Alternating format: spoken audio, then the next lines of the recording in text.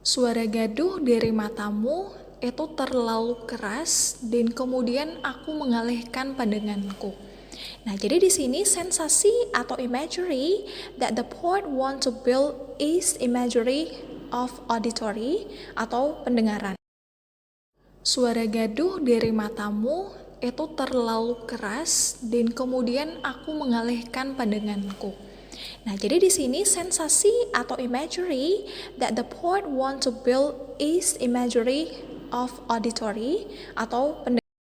Jadi si penulis itu dia mau mengarahkan supaya pembacanya itu merasakan sensasi melalui panca indera yaitu pendengarannya si reader itu. Okay, this is the last part, which is about the figure of speech.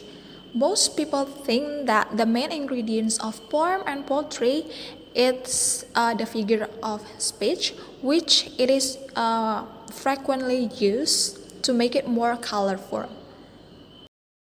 So, figure of speech is the word or phrase that has a meaning other than the literal meaning. Jadi figure of speech ini merupakan suatu kata atau kelompok kata yang mana memiliki makna berbeda dengan makna asli atau harfiah dari kata tersebut. Simile is a figure of speech expressing a resemblance between things. The comparison uses the laying words such as like or as. Simile merupakan figure of speech yang menunjukkan kemiripan atau persamaan sifat antara beberapa benda. Biasanya dibandingkan itu dua hal atau dua benda yang memiliki persamaan sifat. Dan biasanya ciri khas dari simile ini ada kata like dan juga as untuk menyatakan kemiripan.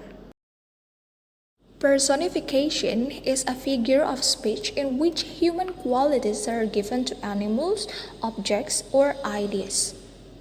Jadi untuk personifikasi atau personification ini saya lebih sering menyebutnya sebagai majas yang memanusiakan hal yang bukan manusia.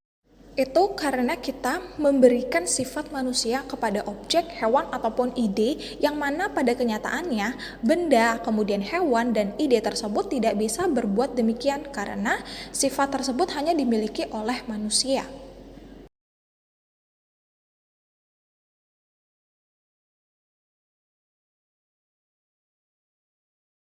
Oke, jadi pada contoh ini, loneliness atau kesepian ini yang kita tahu merupakan suatu benda yang abstrak kan, tapi dia diberikan sifat seolah-olah dia merupakan manusia. Bagaimana kita tahu? Jadi di situ dinyatakan bahwa dia comes at night instead of sleep to sit beside my bed. Jadi dinyatakan bahwa dia itu duduk.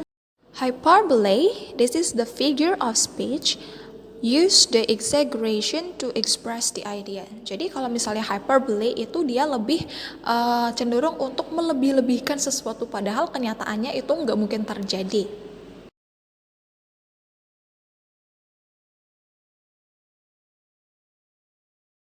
Metaphor is a comparison made between things which are essentially alike. Jadi di sini metaphor itu merupakan salah satu figure of speech yang digunakan untuk memberikan perbandingan pada hal yang memiliki persamaan. Jadi ini lumayan mirip sama simile ya. Tapi bedanya kalau misalnya si metaphor ini dia perbandingannya itu langsung, nggak pakai perantara like sama as. Jadi itu merupakan salah satu hal yang paling menonjol dari perbedaan si simile dan juga si metaphor ini.